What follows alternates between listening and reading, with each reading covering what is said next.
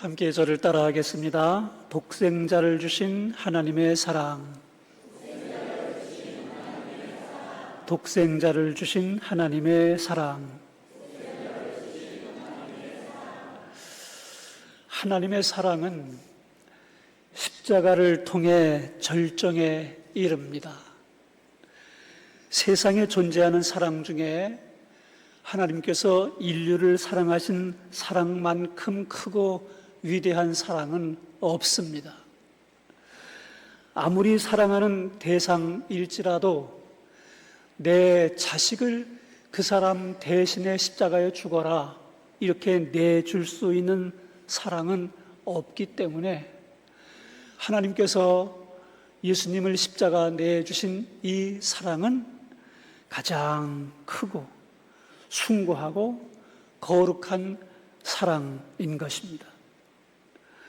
오늘 본문은 예수님께서 십자가를 지시고 골고다로 가셔서 못 박히시는 순간을 기록하고 있습니다. 하나님의 사랑과 구속의 계획이 완성되는 자리인데 그 당시에 있었던 그 십자가 처형 장면을 보았던 많은 사람들은 예수가 패배하고 예수가 부끄러움을 당하고 비참하게 죽어간다 그렇게 생각했습니다. 그러나 이제 저와 여러분을 포함한 모든 믿는 사람들이 확실하게 알 수 있듯이 이 십자가의 현장은 하나님의 영광과 하나님의 사랑이 드러난 자리였습니다. 오늘 본문 통해서 십자가를 통해 나타난 세 가지 중요한 교훈 함께 나누겠는데 저를 함께 한번 따라해 보겠어요. 십자가는 순종의 길입니다. 십자가는 하나님의 사랑의 증표입니다.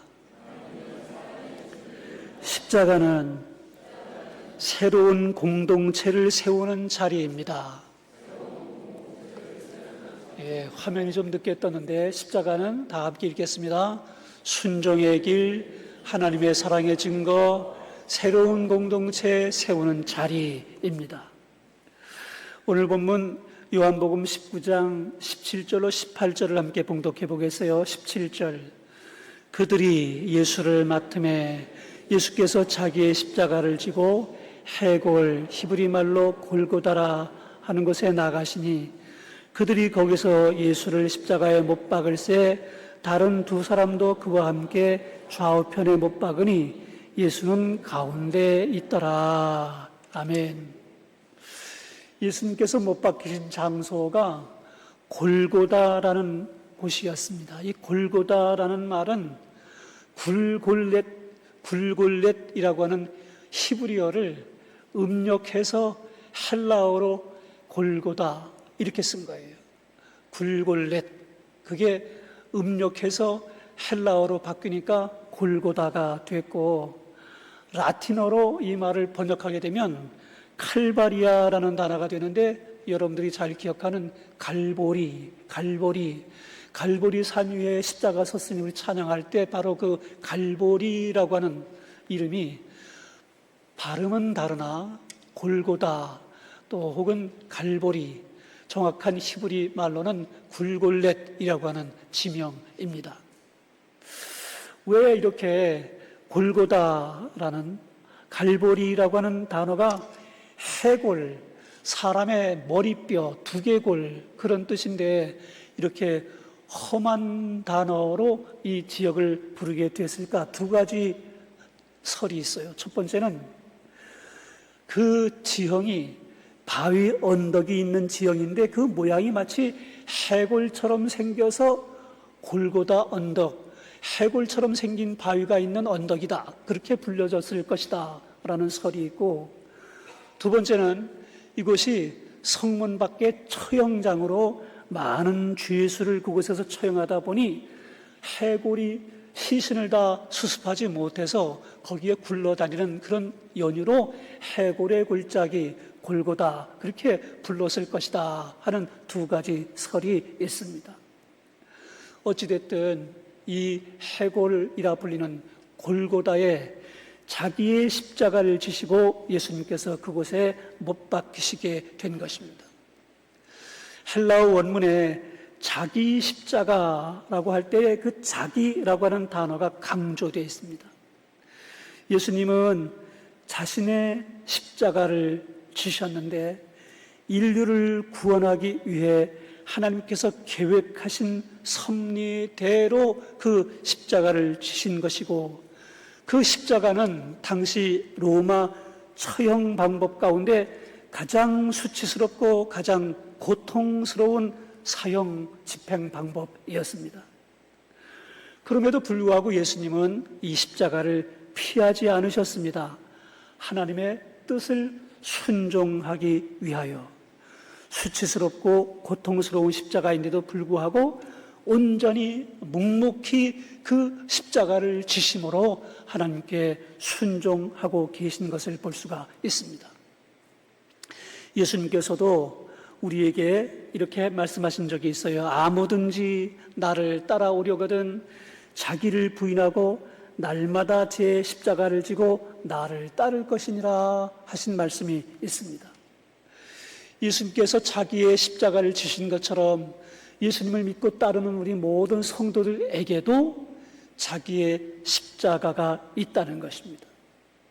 그런데 우리가 져야 될 이 십자가는 일회성 십자가가 아닙니다. 우리가 져야 될 십자가는 날마다 져야 하는 십자가예요. 우리가 져야 할 십자가는 모든 신자들이 똑같은 십자가를 지는 게 아닙니다. 제각각 다른 십자가를, 그것도 날마다 져야 하는 게 그리스도인들이 져야 될 십자가인 것이에요. 믿음의 삶은 편안하고 안락한 길이라고 했던 교회 성장학을 주장했던 여러 교파에서 엄청 이런 부분을 번영의 신학이라는 표현을 쓰는데, 이런 것들을 강조했던 때가 있었어요. 한국교회도 그런 열풍이 불었던 때가 있었지요. 그런데 믿음의 삶은 그렇게 편안하고 안락한 길만 있는 게 아닙니다. 때로는 억울함을 당하고 때로는 손해를 감수해야 될 때도 있고, 때로는 예수님처럼 이렇게 십자가에 못 박히는 순교의 자리에 나서야 될 때도 있는 게 예수님을 믿는 믿음의 삶인 것입니다. 그러나 그 길이 우리 주 예수님께서처럼, 예수님이 본을 보여주신 것처럼 우리가 순종해야 될 길이라는 걸 우리가 잊지 않아야 됩니다. 우리 교회가 태국에 유선정 선교사 파송했잖아요. 유선정 선교사가 지금은 중부 지역에 가서 선교를 하고 있는데 교회가 없어요. 선교사들도 몇 명 되지 않습니다. 태국에 파송된 대부분의 선교사들이 다 어디가 있느냐? 치앙마이, 치앙라이 이런 쪽에 가 있어요. 태국 전체 지역 가운데 북부 지역에 해당하는 동네인데, 거기는 태국이지만 산간지대가 돼서 날씨도 선선하고 참고 견뎌내기 좋은 기후 조건을 갖춘 곳이에요. 그러니까 선교사들이 적응하기 편안하고 날씨나 이런 부분에서 크게 어렵지 않으니까 다 치앙마이, 치앙라이 여기 가서 몰려가지고 그곳에서만 선교를 하고 있는 상황인 것입니다. 거기까지 선교를 간 것도 참 큰 헌신이고 큰 일이기 때문에 그걸 비난할 뜻은 없으나, 우리 유선정 선교사님이 이렇게 말하더라고요. 중부 이하의, 태국의 중부 이하의 남부 지역까지 날씨가 습하고 덥고 생활하기 아주 힘들고 어려운 지역에는 정작 있어야 될 교회도 없고 사역하는 선교사도 없고, 수많은 태국 사람들이 이 남부, 중부 그 이하에 사는 사람들은 복음을 들을 기회가 없습니다. 날씨가 힘들고 기후가 어려워서 이것을 포기하고 북부 지역만 선교한다고 하는 것은 너무 편중된 선교 사역입니다. 저는 내가 생활하기가 불편하고 어렵긴 하지만 이 중부와 남부 지역 그 이하의 사람들에게 복음을 전하는 것이 십자가를 지는 선교사의 사명으로서 내가 하나님 앞에 받은 사명입니다. 이렇게 고백을 하더라고요.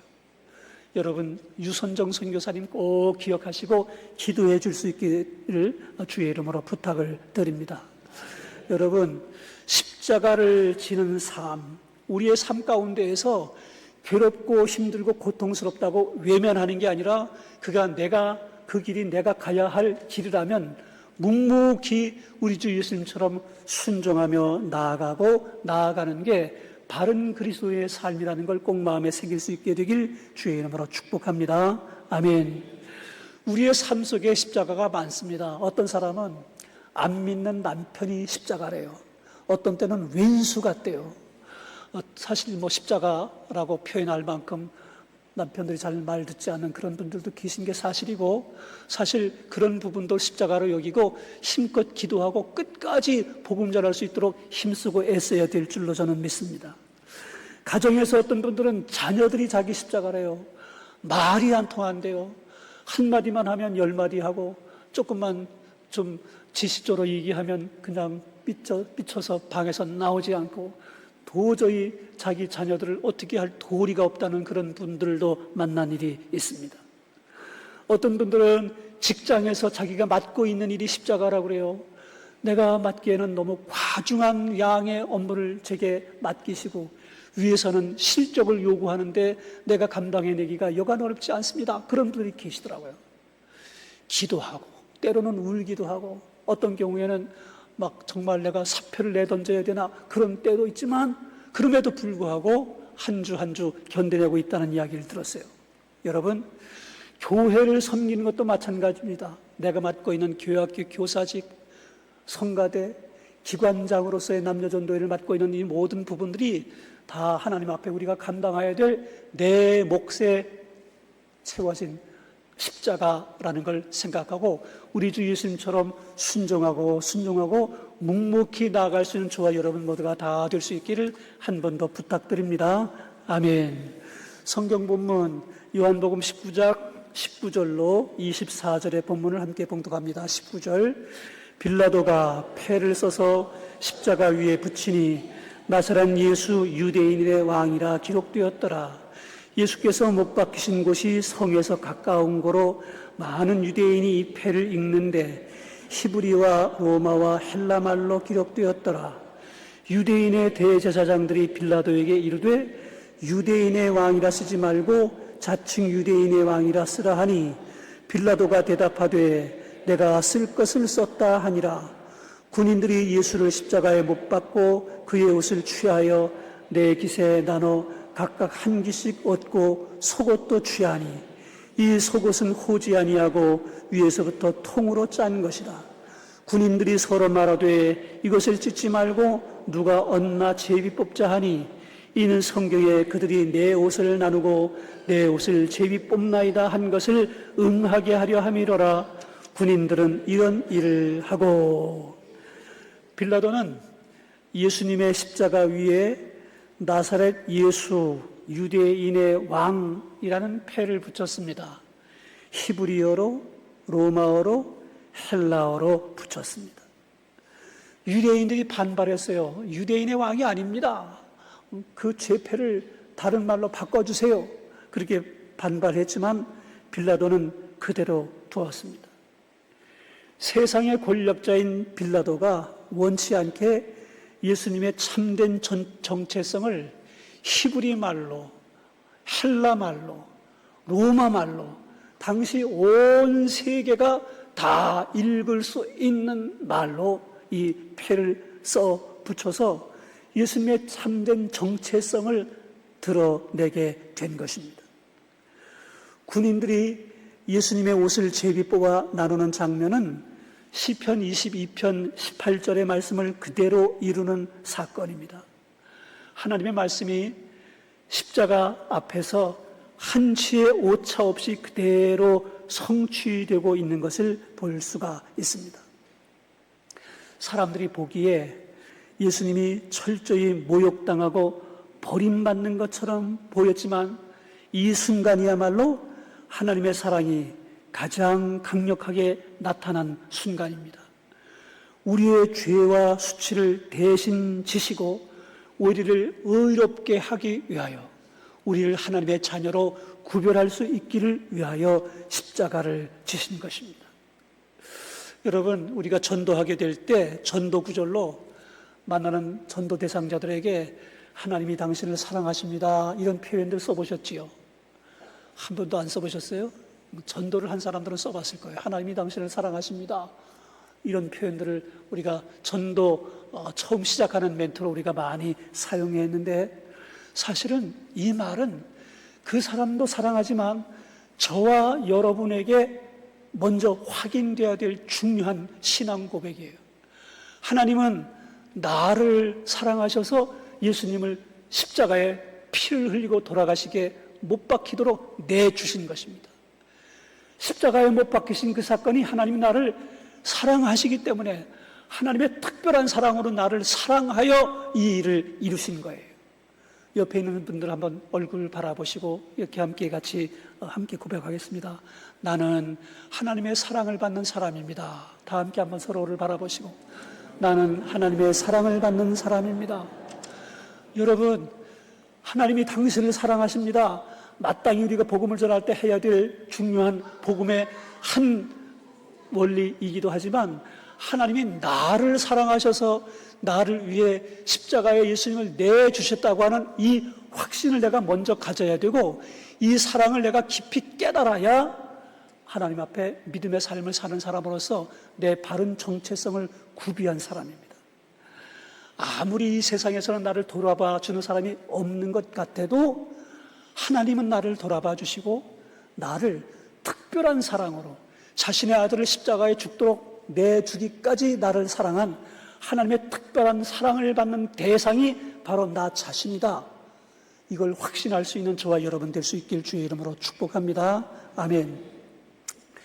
제가 지난 주간에 휴가 갔잖아요. 그동안에 제가 휴가를 갈 줄 몰라가지고 작년에는 제가 선교지를 갔어요. 우리 백영모 선교사님께 가면 좀 쉴 수 있겠다 싶어 갔더니 백영모 선교사님도 휴가를 해보지 않았나 봐요. 우리가 갔으면 휴가답게 이렇게 좀 쉴 수 있도록 하셔야 되는데, 우리가 가족이 휴가를 갔는데 아이따 산부정마을 구경시켜주고 그 동네에 있는 선교사들 다 불러가지고 같이 밥 먹으라고 그러고, 아니 이게 단기 선교 온 거야, 휴가 온 거야, 우리가 이렇게 휴가를 보내고 왔어요. 올해는 뭐 아시는 분 들으셨겠지만 괌을 갔습니다. 우린 진짜 이번에 휴가로 한번 가보자, 우리 둘째 아들이 준비를 해서 갔어요. 월화수까지는 행복했어요. 별반 걱정할 게 없이.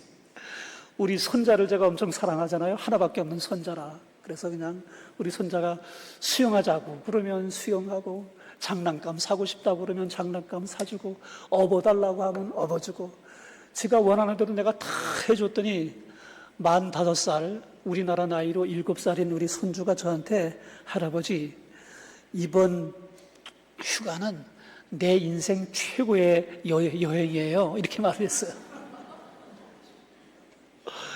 5살짜리가 인생을 얘기하더라고요. 인생을. 내 인생 최고의 여행이래요. 왜 그런 말을 했을까요? 사랑을 받으니까. 할아버지가 그냥 뭐든지 자기 편이 돼주니까, 원하는 대로 모든 걸 다 만족스럽게 채워주니까.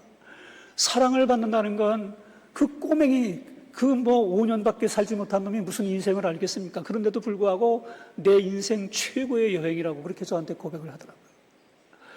여러분들의 최고의 인생은 예수님을 만난 그때부터 시작됐습니다. 인정되시면 아멘. 예수님과 더불어 함께 하나님의 자녀로 이 땅을 살아가게 된 그 삶이 저와 여러분 모두에게 최고의 인생, 최고의 시간, 값진 시간을 저와 여러분이 보내는 시간이라는 걸 마음에 꼭 명심하고 잊지 않는 우리 모두가 다 될 수 있길 주의 이름으로 부탁합니다. 아멘. 함께 요한복음 19장 25절로 27절을 봉독합니다. 25절. 예수의 십자가 곁에는 그의 어머니와 이모와 글로바의 아내 마리아와 막달라 마리아가 섰는지라. 예수께서 자기의 어머니와 사랑하시는 제자가 곁에 서 있는 것을 보시고 자기 어머니께 말씀하시되 여자여 보소서 아들이니이다 하시고, 또 그 제자에게 이르시되 보라 내 어머니라 하신데 그때부터 그 제자가 자기 집에 모시니라. 아멘. 예수님 처형받으시는 십자가 아래에 몇몇 사람들이 있었습니다. 예수님의 어머니 마리아, 사랑하는 제자 요한, 그리고 몇몇 여인들이 거기에 있었습니다. 대부분의 제자들은 두려움에 다 도망쳤습니다. 그런데도 끝까지 남는 이들이 있었습니다. 그때 예수님이 어머니 마리아에게 이렇게 말씀하셨어요. 여자여 보소서 아들이니이다. 여자여 보소서 하니까 우리 한국 문화에서는 어머니를 보고 여자여 그러면 이게 표현이 좀 무례한 표현 같잖아요. 어떻게 어머니를 보고 여자여, 더군다나 그 십자가의 고통스러운 상황 가운데 죽어가면서 그 참혹한 아들이 죽는 현장에서 비통한 마음을 갖고 바라보는 어머니에게 어머니 이러든지 엄마 이러든지 이래야지 어떻게 여자여 이렇게 말했을까? 우리의 언어적 표현으로는 좀 불경한 언어를 쓴 것 같이 보이는데, 히브리 문화에서는 아주 존중하고 그 어머니를 높여서 극존칭으로 표현하는 말이 귀나이라고 하는 표현인데, 그 귀나이라고 하는 표현을 한국말로 번역하게 되면 여자여 이렇게 번역될 수 있는 말이어서 이런 표현이 된 겁니다. 그 옆에 있는 제자에게 내 어머니라 이렇게 말을 했습니다. 그 옆에 있는 제자는 예수님의 사랑하시는 제자 요한이었습니다. 그 사도 요한에게 자기의 어머니를 부탁하게 된 거예요. 그래서 그 이후로부터 제자 요한이 예수님의 어머니 마리아를 자기 어머니처럼 모시고 삽니다. 사도 요한이 에베소에서 목회하다가 이 반모섬에 유배됐다가 엄청 그 목회 생활이 쉽지 않았잖아요. 그런데도 불구하고 그 어머니 마리아가 돌아가실 때까지 그를 성심으로 모십니다. 여러분 이제 앞으로 성지순례 가시게 되면 에베소 지역에 가게 되는데 이 마리아의 묘소가 거기에 있습니다. 사도 요한이 그 어머니 마리아를 에베소를 목회하면서 거기까지 모시고 가서 그가 거기서 돌아가셨을 때 거기에 모시게 돼서 거기에 묘를 쓴 거예요. 예수님을 십자가에 못 박혔던 이 현장에서 일어났던 여자여 보소서 어머니라 아들이니이다 하시고 제자에게 보라 내 어머니라 말씀하시면서 사도 요한과 마리아가 혈연적 관계가 아니었는데도 불구하고 어머니와 아들로 한 가족으로 묶어주시는 것을 볼 수가 있습니다. 예수님은 십자가에서 새로운 가족을 만드셨어요. 혈통을 넘어서 혈연을 넘어서 믿음 안에서 새로운 가족관계, 새로운 공동체를 세우셨어요. 그게 교회예요. 교회는 바로 이 십자가 위에 십자가 사랑의 끈으로 묶여진 모든 성도들이 형제로 자매로 함께 모이신 공동체가 교회인 것입니다. 초대교회 성도들이 서로를 형제님, 자매님으로 불렀어요. 그때는 직분이 지금처럼 이렇게 집사님, 권사님 이렇게 세분화되지 않았던 때라서 믿는 사람들이면 무조건 형제님, 자매님 이렇게 불렀습니다. 형제라는 말은 아델포스라고 하는 단어인데 같은 자궁에서 난 사람이라는 뜻이에요. 근데 그렇게 혈연적으로 한 어머니의 자궁에서 태어난 사람이 아닌데도 불구하고 아델포스라고 하는 형제, 자매라는 단어로 그렇게 부르고 썼어요. 그렇게 될 수 있었던 그 이유는 십자가의 사랑의 끈으로 하나 된 가족이라고 하는 의미였던 것입니다. 옆에 있는 분들, 여자분을 향해서 자매님, 우리 남자분을 향해서는 형제님 함께 같이 고백해 보겠습니다. 자매님, 형제님. 우리가 교회에서 주로 직분을 주로 불러요. 집사님, 목사님, 장로님 이렇게 부르다 보니 어떤 경우에는 이게 좀 너무 계급처럼 느껴지는 경우도 있어요. 사실은 가장 좋은 호칭은 형제님, 자매님이라는 호칭이에요. 제가 이걸 언제 설교했더니 시집간 우리 이다연 자매가 예배 끝나고 나오면서 날 보고 형제님 안녕하세요 저를 그래가지고 참 적용을 해도 금방 적용을 하는구나 제가 그랬는데, 우리 함께 우리 모든 교회 안에 한 가족, 우리 모두가 예수의 사랑으로 묶여진 한 가족이라는 걸 우리가 잊지 않아야 됩니다. 서집사님 우리 장례 치르는 동안에 많은 분들이 우리 서집사님 참 너무 안타깝게 생각하고, 우리 박성조 권사님 큰 어려움 당해서 애처롭게 생각하면서 서울까지 2번씩 조문을 가고 애들을 많이 쓰는 것을 본 어떤 권사님이 저한테 이렇게 고백했어요. 목사님, 저는 아산천옥교회 신자가 된 게 참 감사하고 고맙습니다. 어려움 당한 이를 이렇게 성심을 다해 돌보는 이런 성도들의 모습이 어쩌면 이렇게 귀한지 모르겠습니다. 친척보다도 오히려 우리 성도들이 더 가까운 것 같아요. 이런 표현을 하더라고요. 어떤 분은 우리 교회 성도들은 껍데기는 사람인데 속은 천사 같아요, 이렇게 말한 분도 계셨어요. 그만큼 서로를 사랑하고 애틋하게 여기는 마음이 한결같다라는 뜻이라 생각하고 제 마음에 참 우리 교회가 참 좋은 교회로구나, 그런 더 큰 제 마음에 감동이 있었습니다. 우리 지지난 주간에 단기 선교 갔다 오고 난 다음에 우리 정선미 집사님 간증하셨는데 너무 떨린다고 그러더니 그냥 울면서 간증하면서 이러시느라고 정확한 전달 잘 못하셨는데, 우리 정선미 집사님이 단기 선교 가겠다고 신청을 해놨는데 함께 가기로 한 사람들을 보니까 다 평소에 서먹한 사람들이 대부분이고 친밀한 사람들이 한 사람도 없어서 안 갈 마음이 생겼대요. 가기 싫다, 이런 마음이. 그래가지고 저한테, 목사님, 지금 제가 안 간다고 하면 어떻게 돼요? 그래서 그럼 곤란해져요. 비행기 항공권 다 위약금 물어야 되고, 또 우리가 팀별로 이렇게 다 같은 팀이지만 맡은 역할들 다 나눠놔서 집사님이 맡아야 될 역할이 있는데 안 가면 곤란해집니다. 나 진짜 가기 싫어요. 저보고 그래서, 그러면 아무것도 하지 말고 가서 그냥 거기에 함께 있어만 줘도 돼. 서 있기만 해도 선교 간 거야. 그러니까 함께 갑시다. 이래서 제가 끌고 갔어요. 갔더니 거기 가가지고 가만히 있으라고 그러는데 안 가만히 있고 얼마나 열심히 일을 하는지. 그리고 우리 이영란 권사님과 그냥 얼마나 밤새워 그냥 이야기하시고 같이 기도하시고 둘이 절친이 돼서 돌아왔어요. 그리고는 하는 말이, 단기 선교 가기를 정말 잘했어요. 내년에 장담할 수는 없지만 기회가 되면 내년에 또 가고 싶은 마음이 생겼어요. 그러더라고요.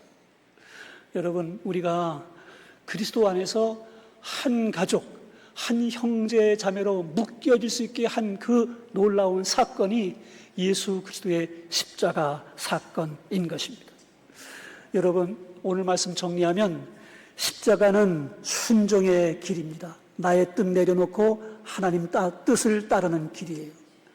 십자가는 하나님의 사랑의 증표예요. 어떤 상황에서도 우리를 포기하지 않는 하나님의 사랑입니다. 십자가는 새로운 공동체를 시작하는, 교회를 세운 현장이에요. 우리가 교회로 모여 형제 자매로 살아가게 하는 힘이 십자가를 통해서 이루어지는 것입니다. 오늘 예배 후에 여러분 이 성전문 나가게 될 때 십자가를 마음에 새기실 수 있게 되길 바라요.